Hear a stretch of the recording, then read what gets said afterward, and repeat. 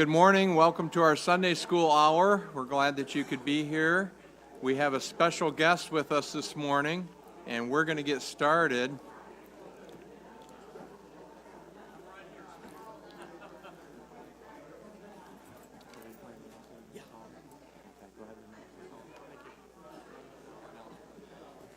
All right, good morning. We're here to hear another one of our great missionaries.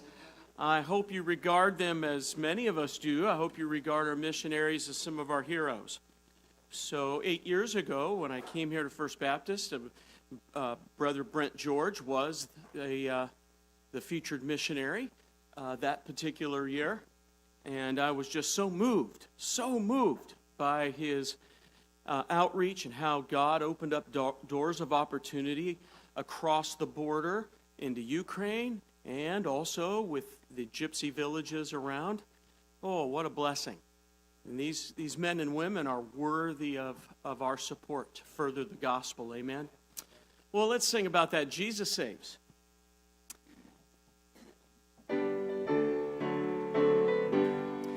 We have heard the joyful sound. Jesus saves, Jesus saves. Spread the tidings all around.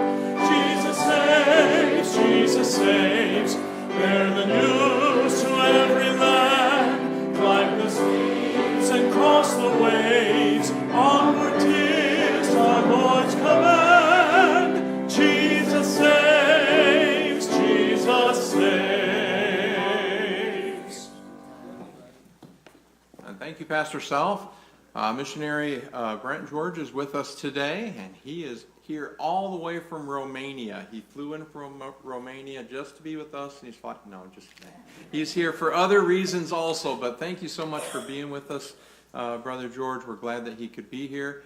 He and his wife serve on the field of Romania, and he's going to tell you about his work there in Romania. Their children are ages 9 to 23, I thought so. And he's actually a grandpa now, too. So he wasn't a grandpa the last time he was with us. So we're glad to have you with us, Brother George. And he will be going back to Children's Church during the 11 o'clock hour to answer any questions they have in Children's Church also, okay? So thank you. And preaching this message. All right, well, good morning. I do love you guys, but I'm not willing to fly all the way from Romania just for you.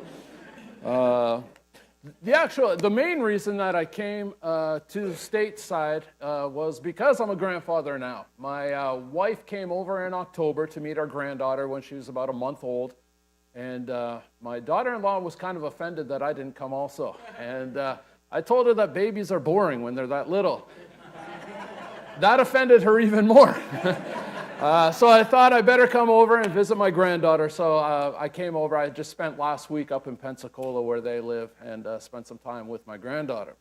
And then I need to thank you guys because Christmas offering that you guys did allowed me to do something else special while I was here. The money that you guys sent allowed me to go up to Canada. I'm from Canada. I have not been there in 7 or 8 years.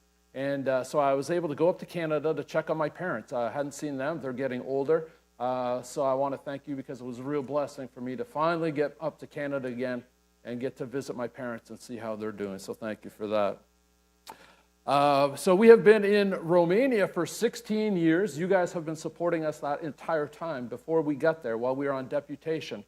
A few months, actually, before we moved to Romania is when you guys started supporting us. So everything we're going to talk about here this morning, you guys have been a part of all of it, and so we thank you for that. All right, so Romania. This is the news slide. Okay, so you see Romania. You can see how close we are here to Ukraine, so we'll be able to talk about that a little bit more here in just a few minutes. But our part of Romania, where we live, is way up here in the northwest corner. So here we have the border to Ukraine is about half an hour from where I live, and the border to Hungary is about half an hour from where I live. So right there in the corner. So here's my family. Like Pastor said, so my oldest son is not in the picture. And then the next oldest is Bethany. Bethany is 21 years old. She's working at a Christian school in Northwest Florida right now. At the end of this semester, she plans to join the Air Force. Then my other daughter, Danae, she's 19. She's a student at Pensacola Christian. She's studying Christian counseling. Then the two boys are at home with us still. Noah is 17. He's getting ready to enter his last year of high school. And then Justin is 9 years old. So I want to talk this morning about the bigger ministries that we have. We have several little things that we do in Romania. I want to talk about the main ones, and then I'll let you guys ask some questions. So the main part of our ministry in Romania right now is church planting in the gypsy villages. And so how do we do this? We try and find a friend. If I have a friend in a village, that opens the door as much as I need. Right? So we go in. I've got one friend in a village, and then he'll take me into his village. The gypsy villages are fairly close to outsiders if I don't have one friend. But if I have that friend, he gets me in the door, then we can go door to door talking to people in the village. Or we can just hold a church service out on the street, and everybody will come to see what we're doing. And then as we're preaching, as we're sharing the gospel, as we see people get saved, and then also we'll have baptism services for the people that got saved. And if they continue to be faithful, if they continue to show an interest, then eventually we'll even build a church building right there in their village. So over the 16 years that I've been there, we've planted 12 different churches in the gypsy villages in that part of our country. We have a big focus on children once we have a church planted. Because in Romania, they have the mentality, in the churches in Romania, they have the mentality that kids, they can't really be saved. They don't really understand anyway. Just let the kids do what they want, and then when they're older, we'll try to reach them with the gospel. We're not big on that philosophy in our churches, so we start training the children from a young age. We have Sunday schools for them. Children's church. We do special programs throughout the year. We do camps for them in the summer. We do a big outreach at Christmas time. We really try to be sincere about training the children in our church.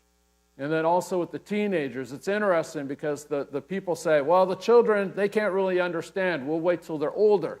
But then when they become teenagers, they don't care about the teenagers either. If a teenager happens to come to church, that's great. If they don't come to church, well, what can we do about it is the attitude. So we reach out to the teenagers that are in our church, but also the ones that are in the world, the ones that are just on the street. We put on special activities for them and try and share the gospel with as many of the teens as we can. And then the ones who are saved and who do come to the church, we try and get them involved. They help with the different ministries of the church. They help with the children's ministries. They sing in the church.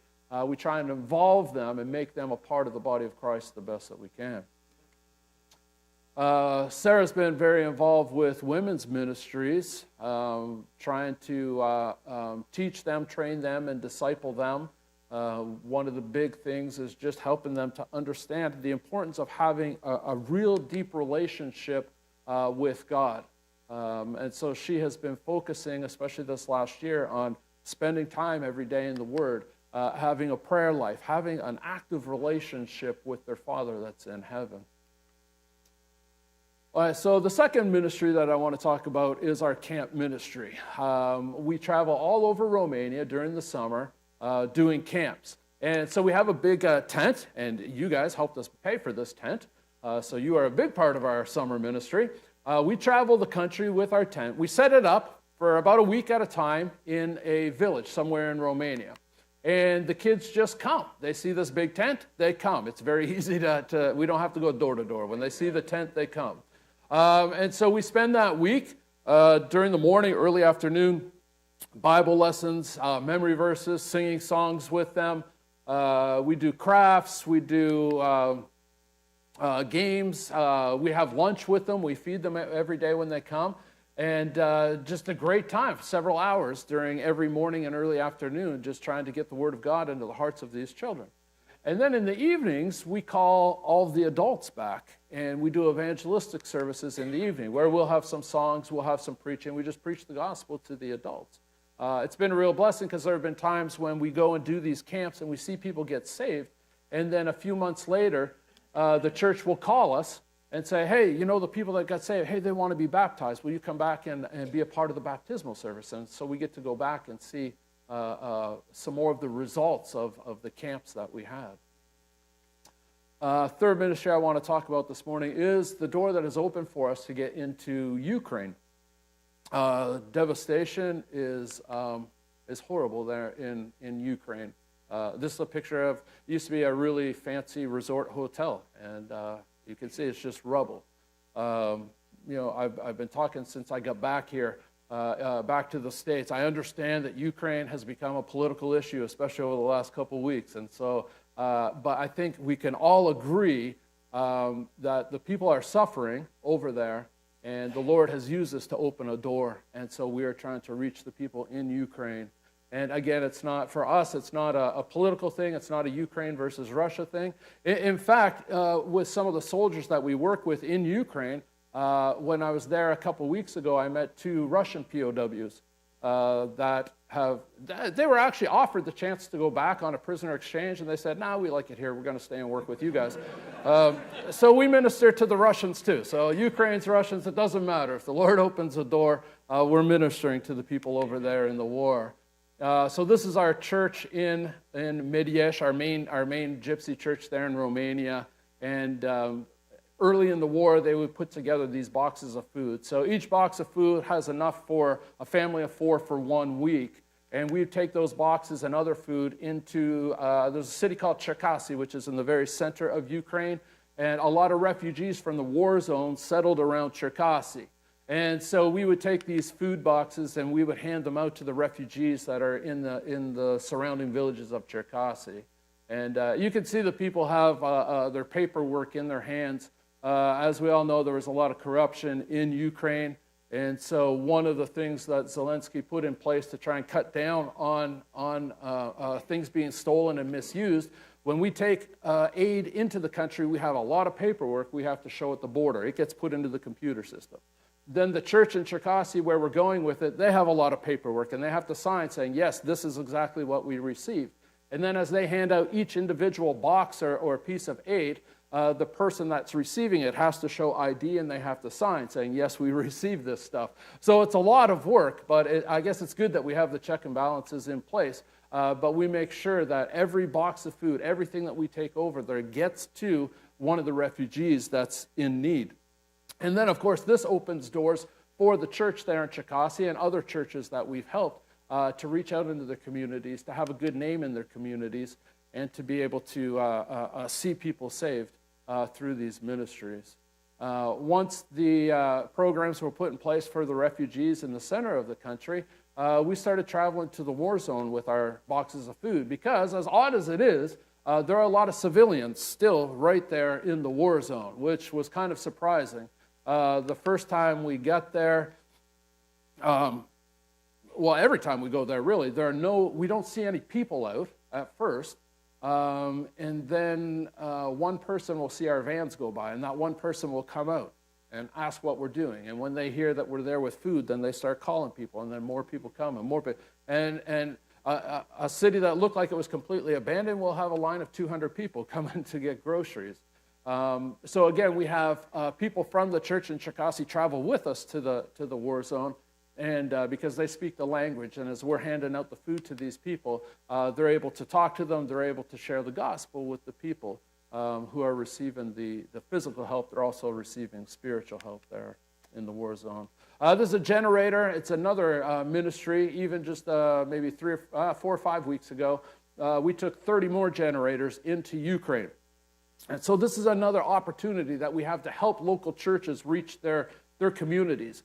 One of the Russian strategies is to take out the electric and gas infrastructure in the country and try and freeze the people, especially during the winter. Over there, it's still winter. It's it's minus still over there. So we take generators to the churches. And so what the generators do is they set up heating stations for their communities. So when there's no electricity and the people don't have heat, they know they can go to this local church. There will be a place for me to charge my phone. There will be heat. I can make some hot soup. And just an opportunity to warm up for a couple hours before they go home. And then again, the local churches now have an open door to reach these families, to share the gospel with the people that come to the heating centers. And so these outreaches with the local churches, either the handing out the food or the heating stations, have been effective. So this is a baptism. It's actually at a hospital. They have like a therapeutic pool, and so the church did their baptism there because they didn't have a baptismal tank. But they do now because they've had so many people baptized in the last 2 or 3 years that they've needed their own baptismal tank. So when the war started, a lot of people left Cherkasy and have gone to other countries around Europe and around the world. But the attendance at the church in Cherkasy has grown because they have been so involved in the community through all of this. People are getting saved, people are getting baptized and joining the church, not just in Cherkasy, but all around the country. So again, I mean, war is a horrible thing. I have seen the destruction, I have seen the hurt that it causes, but God is using it as an open door to get the gospel to these hurting people.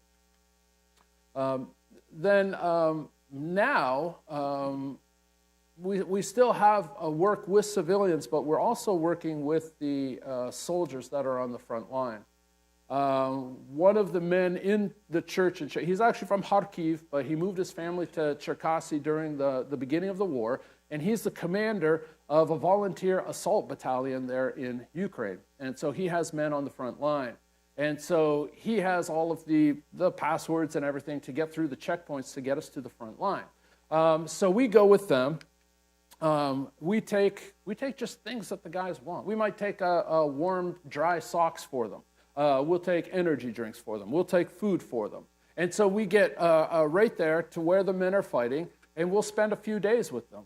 And last time we were there, I guess 2 times ago, we got there early, so we put a bunch of wings on the grill for them, and when they got back from the front line, we had wings waiting for them.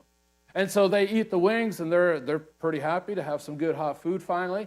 And then we just sit around talking, and they say, okay, Brent, tell us something from the Bible. Talk to us. And I just preach the gospel to the men before they go to bed, before they go back and fight the next morning. So I've got lots of friends out there on the front line now that I've had the opportunity to share the gospel with. This last picture, this is a guy that we met my last trip there. See, right beside me, I can't even see that. Oh, yeah, right here. This guy right here. He is the president of the Baptist chaplains in Ukraine. So he was a colonel, retired when the war started. He became a chaplain, and he's right out there on the front lines ministering to these men. And so we got to go and visit him before we left to go home. He's actually the one that gave me the shirt. Here, the shirt, this is a shirt for chaplains in the Ukrainian military, and on it says, with God in our hearts and Ukraine in our souls. The idea just being, yes, Ukraine is important to us, but God is even more important to us. And during these times of war, we still are focusing on the spiritual aspects. Yeah, we're going to use physical needs. Yeah, we're going to help the people physically. But through all of that, the idea is to open doors to be a spiritual blessing to the people there in Ukraine. I'm sorry. I have 2 more pictures. I forgot. All right. If you guys read our prayer letters, you know the Lord has allowed us to get a piece of property to build a camp on. So while we'll still do some of the traveling around the country doing camps, we have an opportunity also to build a camp right here in our area, where especially the gypsy kids from around the area and the orphans from around our area will be able to come to camp and actually sleep there. So we broke ground last summer. We've gotten to the point where, so we poured the concrete around the top just before I came back over here to the States. So when I get back, we'll start putting the roof on one of our cabins and then get the other cabin built quickly. So hopefully by this summer, we'll have the 2 cabins ready. The cabins are big. They're 15 meters. What's that? About 50 feet long. So they're pretty big. We can put a lot of kids in that amount of space. So we have 1 cabin for the boys, 1 cabin for 15 years. You guys have been supporting us. So from the camps to the church plants to even our work in Ukraine, you guys are a huge part of that. Without you and other churches like you, we have no way to be able to do these things. We can't just go to Romania and get a job. It's not even legal for me to have a job in Romania. So without the support that you guys have, we can't do these things. So from the bottom of our hearts, we want to thank you for what you've done for our ministry and for the Lord. All right, any questions then? Sure.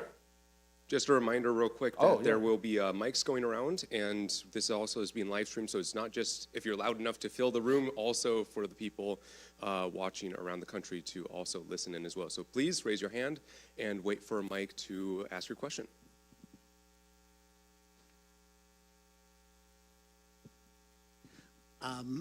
It's a little off the subject, and yet you touched on it when you were talking about being with the men who are military, and being with the people that you talked about on the border where you take food.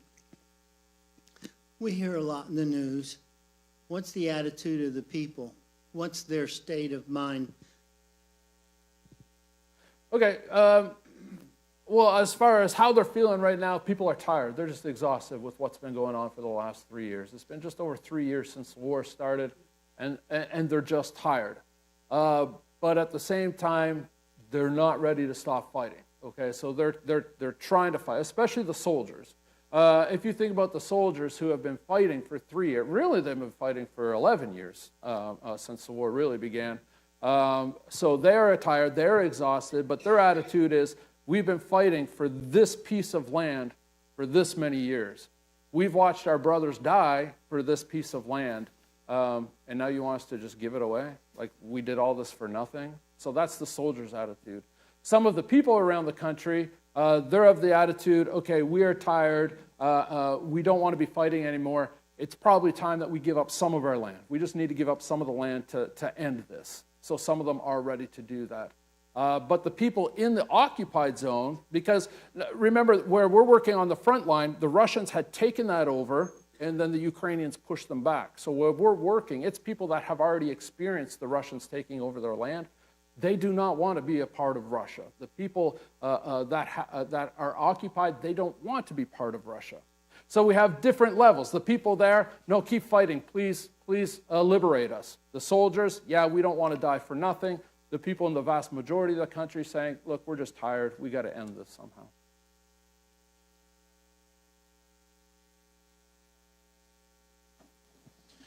In the areas where the Russians have taken over, don't they typically go in and close down all the churches except for the Roman Orthodox churches? Or something like that? I can't say for sure, but I know the Russians are the Russian Orthodox Church is. Have a personal background in Romania? Yeah. So my dad's family moved to Canada from Romania. Yeah. So on my dad's side of the family, I'm 100% Romanian. So that was my original connection with the country. I went over to Romania originally to teach in a Bible Institute and to run a big camp that was there in northern Romania. But during my time working at the Bible Institute, we were also doing church planting in gypsy villages. And so I fell in love with that aspect of the ministry. So I started working with one of the graduates of the Bible Institute. He is a gypsy. And we went to his village and planted a church there. And then out of that village, we are using the men that we've trained in that church to now go and plant more churches all around that area, all in gypsy villages. So people are always, well, what is a gypsy? That's the big question. A gypsy is not a way of life. It's actually an ethnicity, I guess we could say. Most people believe that the gypsies originally came out of India. And if you look at a pure, can I say that? A pure gypsy, they do look like they came from India. You can see it in their features. They're very proud of their culture. They are hated by the Romanian nationals, but they are proud of their culture. And so there's not a lot of intermarrying, that's for sure. A gypsy doesn't want to marry somebody outside of the gypsies, and a Romanian doesn't want anybody in their family marrying a gypsy. So they're very separate. Even our churches, we will do outreaches to Romanian nationals, but I know they're never actually going to come and join our church. So when I do outreaches with Romanian people, I have to try and connect them with a Romanian church because I know they're never going to mix in our gypsy churches.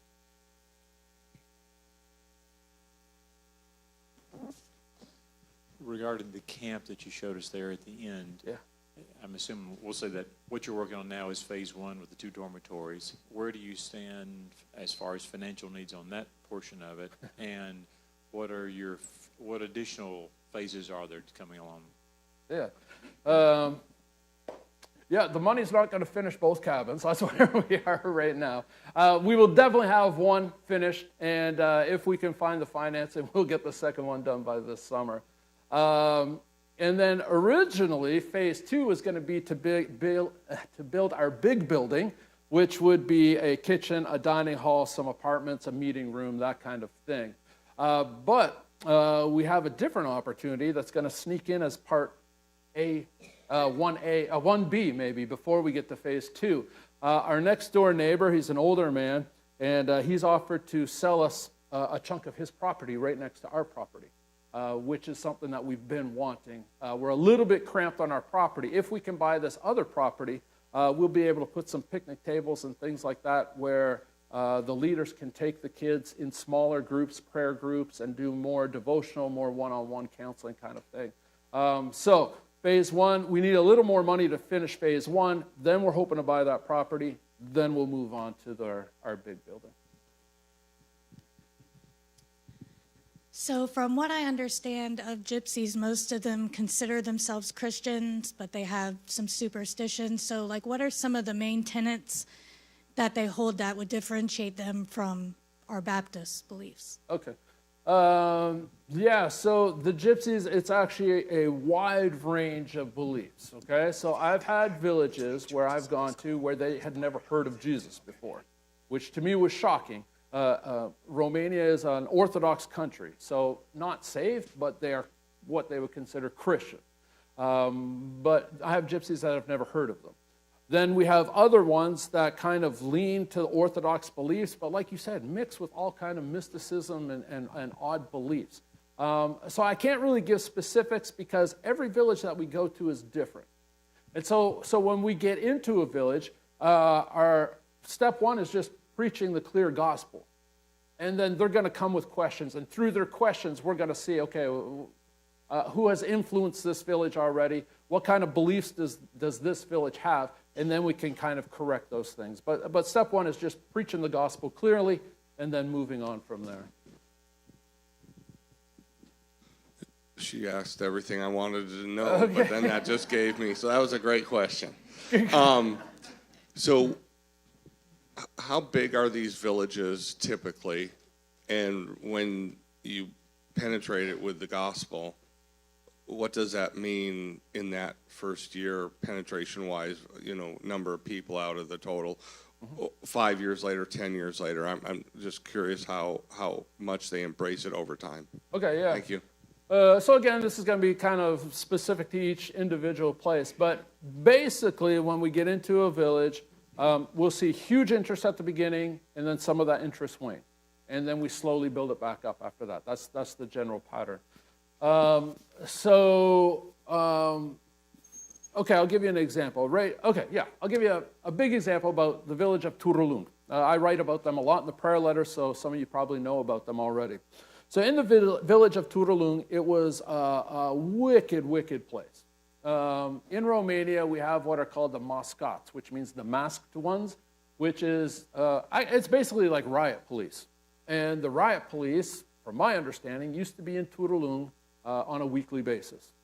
Fairly recently, I asked one of the men in the church now, I said, is it true that the mascots were here like every week? He said, that's not true. He said, they were here every day, all right? So this place was bad. They were killing each other. They were stabbing, hitting each other over the head with hammers. It was a brutal place. So when we started going into this village, I'd go to a store in town, and they would ask what I'm doing. I tell them, I'm down in the gypsy neighborhood. They're like, oh, don't go there. That's dangerous. Don't go there. All right, so terrible place.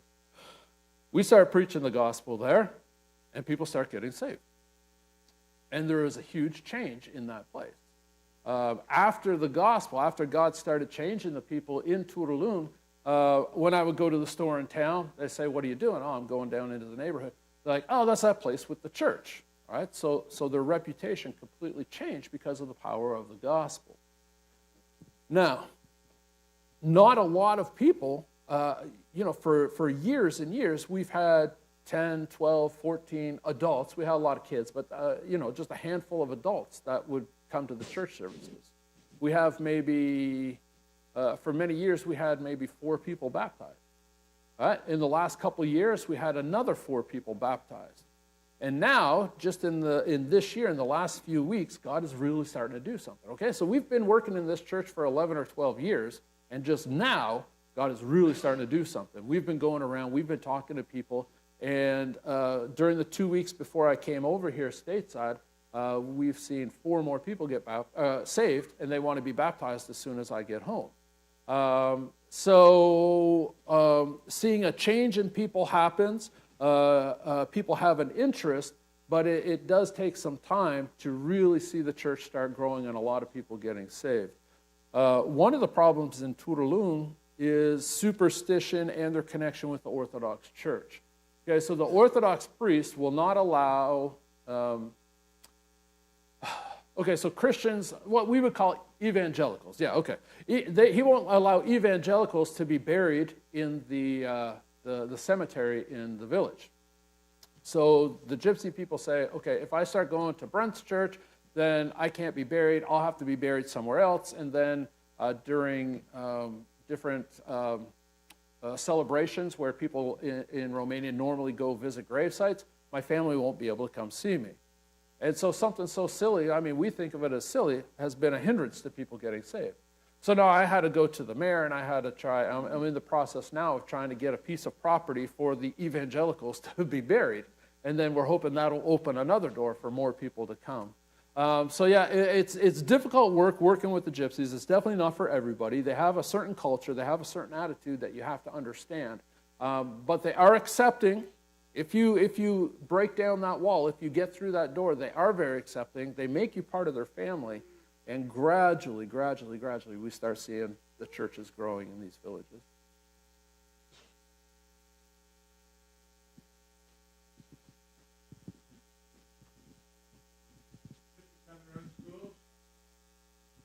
Go with the microphone.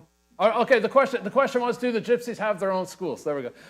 Do the gypsies have their own schools? No, and up until now, they basically just didn't bother going to school. The government's kind of trying to crack down on that, and they've put different incentives in.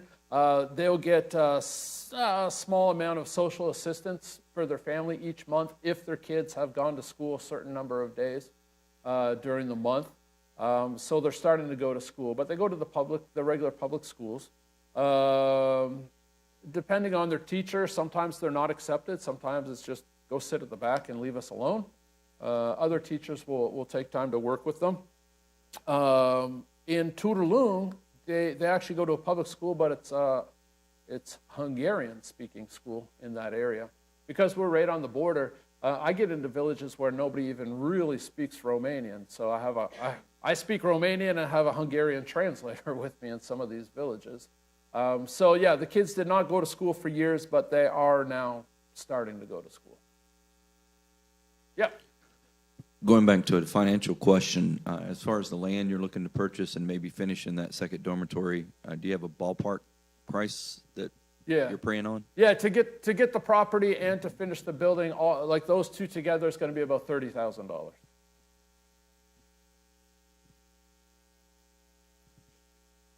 You mentioned languages, like there's Romanian, Hungarian, Ukraine, and do they have their own language, or are they Russian or Ukrainian? Yeah. So talking to people in all these different areas, how much have you picked up for languages? Good question. So with Ukrainian, just like a couple little phrases, to greet people, to thank people, that kind of thing. Because I'll go to Ukraine, I'll be there for less than a week at a time, and I go maybe once a month. So I don't pick up a lot of Ukrainian. Hungarian, because I'm working with them, 30, 40 words I know. I learned all the key ones working with kids. Like I know how to tell them to be quiet. I know how to tell them to go home. So I know the key words.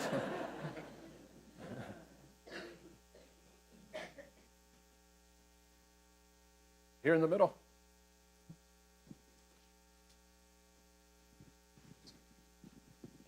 Are there borders? I mean, do you notice when you go from country to country? Yeah. So going to Ukraine, definitely. especially during the time of war. They have armed soldiers with their AKs and everything, so there's definitely a border for Ukraine. To get to Hungary, okay, so in Europe they have what's called the Schengen area, which is where the open borders are.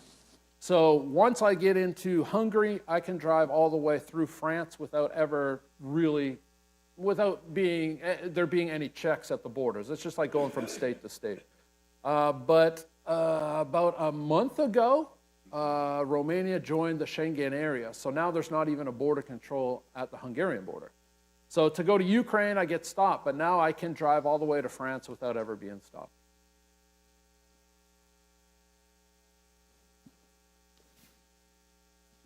On your trips into the Ukraine, how much fruit are you seeing from that? I mean, I would say it's probably difficult because people are more consumed with just getting food and necessities. Right. But are you seeing much fruit from that? Yeah. So again, with the soldiers, we see more because we have a relationship and we stay and we talk to them. Like I said, when I go to the front line, I'll stay there for a few days. So I get a more time to react. So we're seeing people saved amongst the soldiers, yeah. And then as far as the other ministries, like I said before, I'm not talking to the people. I have people from the local churches talking, but they are reporting back fruit and good results.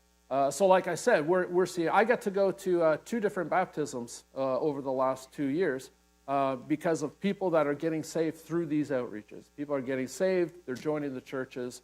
So yeah, they are effective. I mean, we can all understand during a time of war, during a time of fear and upheaval, it opens people's hearts, it opens the doors. And so the Lord is really using this time to see people saved. All right. For American public who listens to the news from this country and what Trump is saying, peace is important right at this time. Lives need to be saved that way. But it's a very complex thing as you're describing.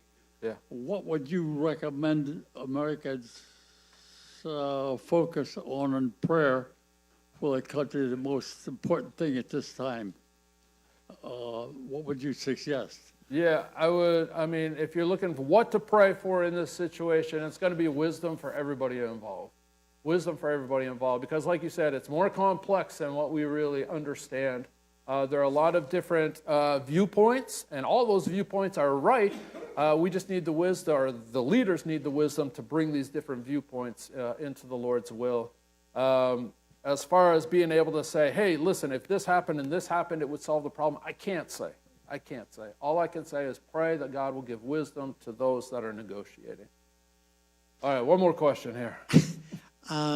It's kind of multifaceted based on what he was talking about as what to pray for. But if our church were able to do one of 2 things, which is more important, finishing number 1 or 1B? Good question. I would say finishing number 1 would probably be key. Because if number 1 gets finished, if we have both cabins, then like we have somewhere for the boys to stay, somewhere the girls stay, we can have camp all together. And then, 1B is after that. I'm sorry, I said one more question. I was thinking we have 5 more minutes if there are more questions. I was thinking we finish at 40. In the back here. I'm sorry if you, I apologize if you already answered the question, but I was just wondering, what is the ethnic religion of Romanians? Yeah, okay, so over 90% of the people are Romanian Orthodox. So the Orthodox Church, the Orthodox beliefs are very similar to Catholicism. So if you understand Catholicism, you'll have an idea of what the Orthodox Church is. So people in Romania, if you ask them, are you a Christian? Well, yeah, I'm a Christian. I'm Orthodox. Okay, how often do you go to church? It's usually a couple times a year. Okay, so they consider themselves Christian. They consider themselves Orthodox, but they don't really go to church. They don't really live the life that even the Orthodox Church would teach them to live. It's just, that's what we are. We're just Orthodox. Most of them don't even know what it means. If you ask them a question about the doctrine of the Orthodox Church, most of them have no idea what the Orthodox Church teaches. They just say, we are Orthodox. It's all percent of the country would be evangelical. About 1% would be Baptist in Romania.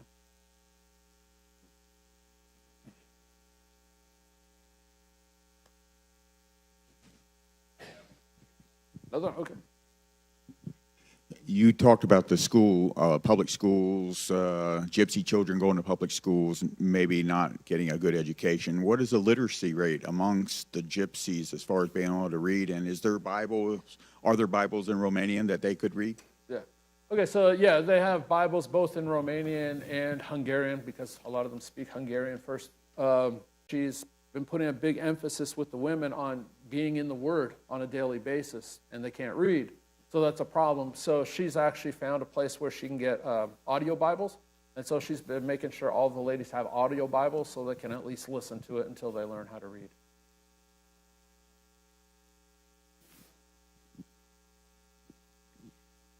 Again, on that same line, do the gypsies ever homeschool?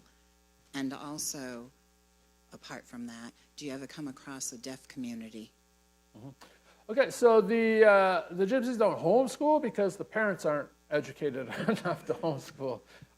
So no, and even in Romania in general, homeschooling is just starting to catch on.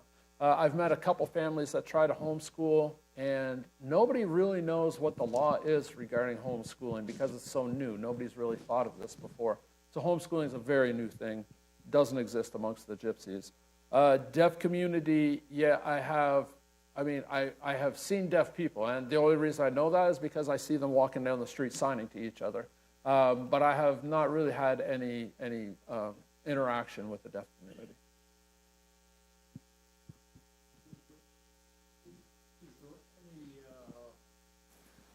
Is there any, I understand from the news media, it comes through that the rest of the world is watching the United States because of this president and what's going on.